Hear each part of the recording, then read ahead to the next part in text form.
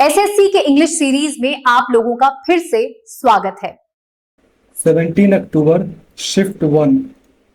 The following sentence has been split into 4 segments. Identify the segment that contains a grammatical error. Maria was unhappy because she terribly performed in the examination conducted last month.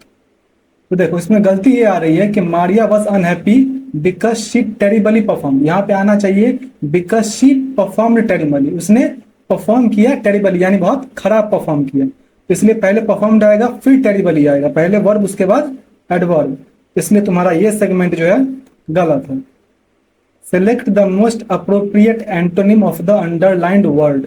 Ritesh remarked honesty is a great virtue. तो रितेश ने क्या remark किया? Honesty क्या है? Virtue का मतलब होता है सद्गुण। ऑनेस्टी सबसे महान सद्गुण है। तो हमें क्या बोल रहा है इसमें अंडरलाइंड वर्ड का? इसमें अंडरलाइंड वर्ड तुम्हारा वर्च्यू, जो कि मैं अंडरलाइन करना भूल गया। तो वर्च्यू का तुम्हारा एंटोनिम होता है विकेडनेस। विकेडनेस यानी कि दुष्टता। इसके अलावा क्या? प्रोबिटी। प्रोबिटी का मतलब तुम्हारा ईमानदारी होता है, जो कि वर्च्यू का सिनोनिम हो गया। फिर है इंटीग्रिटी। इंटीग्रिटी मतलब भी एक तरह से जो है मजबूत नैतिक सिद्धांत होता है। फिर है रेक्टिट्यूड। रेक्टिट्यूड मतलब तुम्हारा अच्छा ही होता है, मतलब वर्च्यू का तुम इसे भी सिनोनिम समझ सकते हो, ये भी होता है अच्छा व्यवहार। नेक्स्ट है select the most appropriate option to fill in the blank and complete the expression. I begin to pronounce the sequence of words and numbers that will prevent her from giving him a piece of her blank. देखो, giving someone a piece of one's mind का मतलब होता है तुम्हारा किसी को जो है सीधे सीधे ये बताना कि उसके व्यवहार से आप खुश नहीं है, यानी कि ना खुश है, एक तरह से आप गुस्सा व्यक्त कर रहे हैं। तो ये क्या कर रहा है? उसको इस चीज से प्रिवेंट कर रहा है। तो इसके लिए जो इडियम यूज होगा वो हो जाएगा piece of her mind. Next है the following sentence has been divided into parts. One of them may contain an error. She was amazed by the unique architecture of the Sydney Opera House. तो ये sentence तुम्हारा एकदम correct है, इसमें कोई भी error नहीं है। Select the most appropriate option to fill in the blank. There was no one left in the world whom they could call blank. तो दुनिया में अब कोई नहीं बचा जिसे वो क्या कह सके? तो अपना कह सके। इसके लिए क्या यूज हो जाएगा? theirs. नेक्स्ट है तुम्हारा select the grammatically correct sentence. It is obvious that child needs love and attention of parents. तो देखो यहाँ पे तुम्हें इट इज दो ऑब्वियस लिख दिया, तो इसीलिए ये तुम्हारा नहीं होगा। ओवियस से पहले किसी भी तरह का आर्टिकल आना ही नहीं चाहिए। तो ओवियस में तीनों में जो है कुछ ना कुछ आर्टिकल दिया हुआ है, लेकिन बी वाले में कोई आर्टिकल नहीं है। इसके अलावा देख लेते हैं ग्रामेटिकली करेक्ट है कि नहीं। It is obvious that a child, सही है। चाइल्ड से पहले जो है एक आर्टिकल लगा दिया। A child needs love and attention of parents, तो ये तुम्हारा एकदम करेक्ट है। Select the most appropriate antonym of the word in brackets to fill in the blank.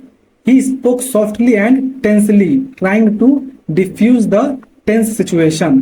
तो softly and tensely, tensely का तुम्हारा मतलब होता है तनाव में। टेंशन जैसे होता है ना, तुम टेंशन मतलब तुम कह सकते हो चिंता। तो चिंता का यहाँ तुम्हें एंटोनिम बताना है, तो क्या हो जाएगा? कामली। कामली मतलब शांति से, बिना किसी तनाव के।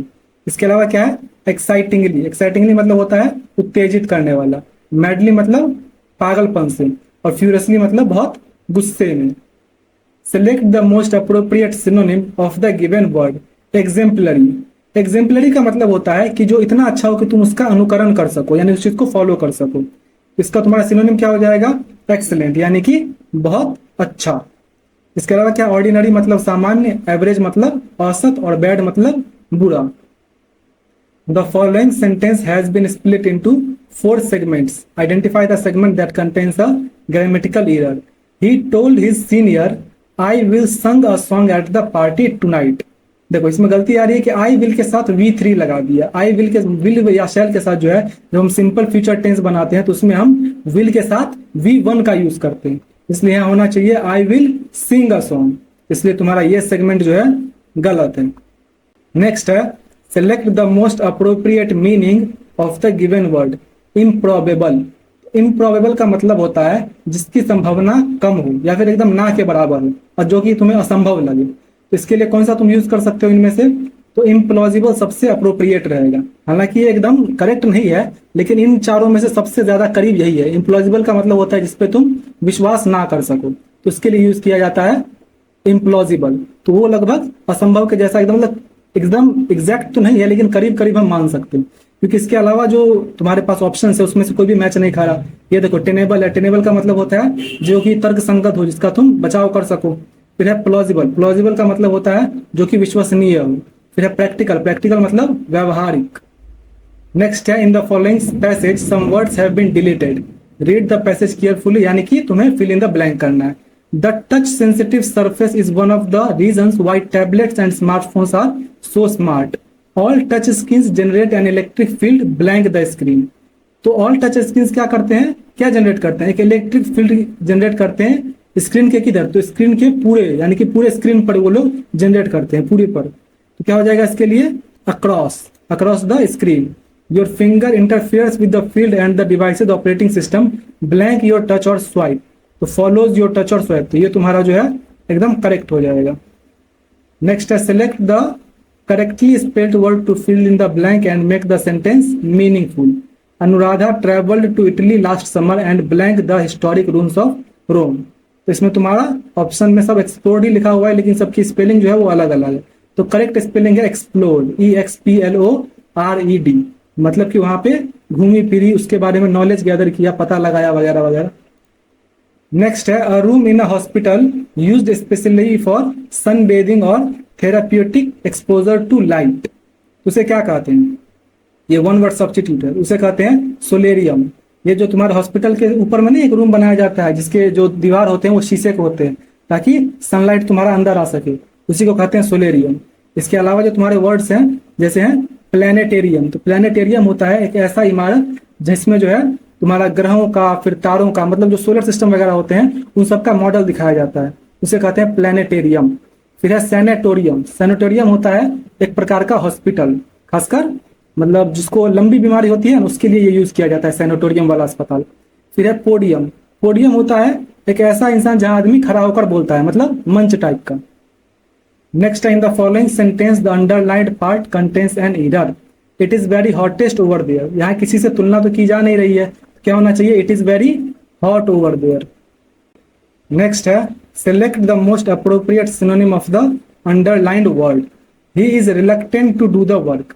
तो रिलक्टेंट का मतलब होता है कि इच्छा नहीं करना, यानी कि वो जो है उस काम को, मतलब उसकी इच्छा नहीं हो रही है उस काम को करने के लिए, तो वो जो है नहीं करना चाह रहा है एक तरह से। तो इसके लिए क्या हो जाएगा सिनोनिम, हेजिटेंट। हेजिटेंट मतलब होता है हिचकिचाना, हिचकिचाना, हिचकिचाना मतलब अनिच्छुक है, ठीक। इसके अलावा क्या है, ईगर, ईगर मतलब होता है बहुत इच्छुक है। हैप्पी मतलब खुश, और डिस्पोज्ड, डिस्पोज्ड का भी जो है एक मतलब होता है कि वो भी जो है किसी काम को करने के लिए इच्छुक है। नेक्स्ट है identify the incorrectly spelled word, deliverance, alliteration, banquet या कंडेसेंट। इसमें से तुम्हारा इनकरेक्टली स्पेल्ड है डिलीवरेंस। डिलीवरेंस की स्पेलिंग होती है DELIVERANC, इसलिए तुम्हारा ये जो है गलत लिखा हुआ है। इसके अलावा एलिटरेशन सही लिखा हुआ है, इसका मतलब होता है अनुप्रास। बैंकेट मतलब तो भोज होता है, ये भी सही लिखा हुआ है। कंडेसेंट, कंडेसेंट का मतलब होता है हम्बल होना, विनम्र होना। नेक्स्ट है तुम्हारा select the most appropriate option to fill in the blank. The students were captivated by the blank story told by their teacher। तो स्टूडेंट जो है वो बहुत ज्यादा मंत्रमुग्ध थे, कैसी स्टोरी सुन के, तो वो स्टोरी कैसी हो सकती है जिससे वो लोग मंत्रमुग्ध होंगे, तो कंपेलिंग हो सकती है। कंपेल का एक मतलब होता है मतलब मजबूर करना एक तरह से, जैसे तुमने अगर वैम्पायर डायरीज वगैरह देखी होगी तो उसमें क्या करता है कि आंखों से जो है कंपेल करता है, यानी उसको वो चीज करने के लिए मजबूर करता है। लेकिन यहाँ पर कंपेलिंग का मतलब है आकर्षक, जो कि तुम्हें मन मोह ले, वहां पर जो है कंपेलिंग का इस तरह से यूज किया गया है। इसके अलावा क्या है मुंडेन, मुंडेन मतलब होता है जो कि जिसमें मजा ना हो, यानी कि वो साधारण हो। फिर है सुपरफ्लुअस, इसका मतलब होता है अनावश्यक, और ऑब्सोलीट का मतलब होता है जो कि अब प्रचलित ना हो, यानी अप्रचलित। नेक्स्ट है correct the underlined part of the sentence, the rabbit runs fastly. देखो इसमें गलती ये आ रही है कि फास्टली लिख दिया, फास्ट जो है वो खुद एक एडवर्ब है, तो फास्टली मतलब फास्ट में फिर ली लगाने की क्या जरूरत है, फास्ट खुद एक एडवर्ब है, तो यहाँ पर सीधे जो है फास्ट आ जाना चाहिए। जैसे मैंने बताया ना, जैसे हार्ड है, हार्ड खुद में एक एडवर्ब है, उसमें अगर ly लगा दोगे, हार्डली बना दोगे, तो उसका मतलब कुछ और ही हो जाता है। जैसे हार्डली मतलब होता है मुश्किल से, यानी ना के बराबर, और यहाँ फास्टली जो है, फास्टली कोई वर्ड है ही नहीं, इसलिए तुम इसे फास्ट से सब्स्टिट्यूट कर दोगे, तब जाके ये करेक्ट होगा। Select the most appropriate meaning of the given idiom, it's raining cats and dogs. इसका मतलब होता है बहुत मूसलाधार बारिश हो रही है, क्या हो जाएगा, it's raining very heavily. Next है select the incorrectly spelled word. इसमें से कौन सा इनकरेक्टली स्पेल्ड है? कंसाइंशियस। देखो इसमें कंसाइंशियस की स्पेलिंग गलत लिखी हुई है। कंसाइंशियस की स्पेलिंग होती है CONSCIENTIOUS। यहाँ पर जो है टी के बाद एक आई आना चाहिए, फिर OUS। तो कंसाइंशियस का मतलब हो जाता है ईमानदार, जो कि अपने कर्तव्यों के प्रति निष्ठावान हो। इसके अलावा क्या है? नेसेसरी। नेसेसरी मतलब होता है आवश्यक। कमिटी का मतलब समिति, ये भी स्पेलिंग सही है। और अचीव मतलब प्राप्त करना। अब है कंप्रहेंशन पैसेज, तो एक बार पढ़ लो। अब क्वेश्चन देख लो, 1 2 3 4 5। चलो अब बनाया जाए। As community minded creatures who want blank to belong. As community minded creatures who want blank to belong. तो देखो यहाँ पे क्या हो सकता है? Blank to belong we often mirror others including on social media. देखो who want blank to belong, तो यहाँ पर जो है अगर तुम इसका हिंदी देखोगे तो क्या हो सकता है?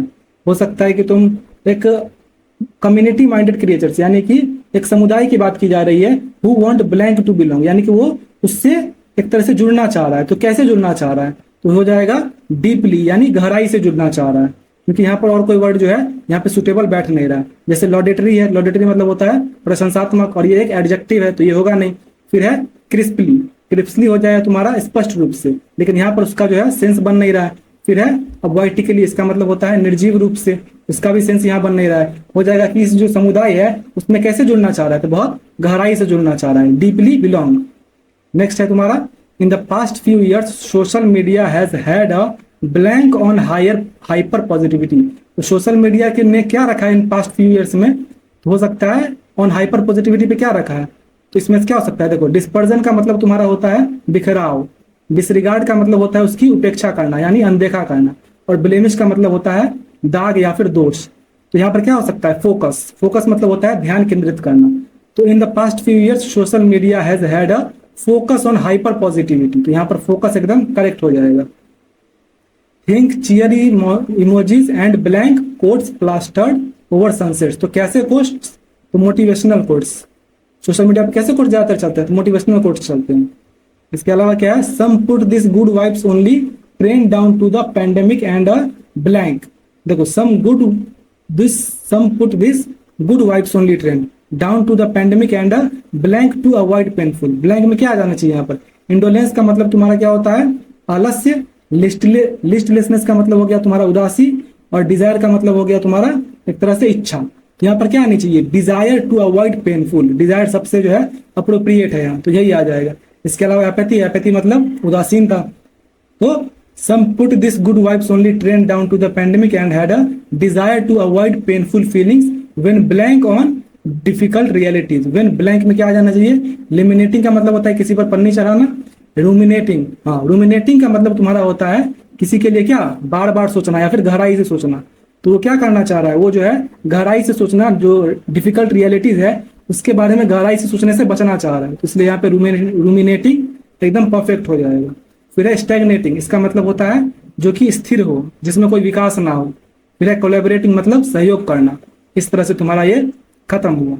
आपका जो भी स्कोर हुआ कमेंट कर दीजिए। मिलते हैं नेक्स्ट वीडियो में।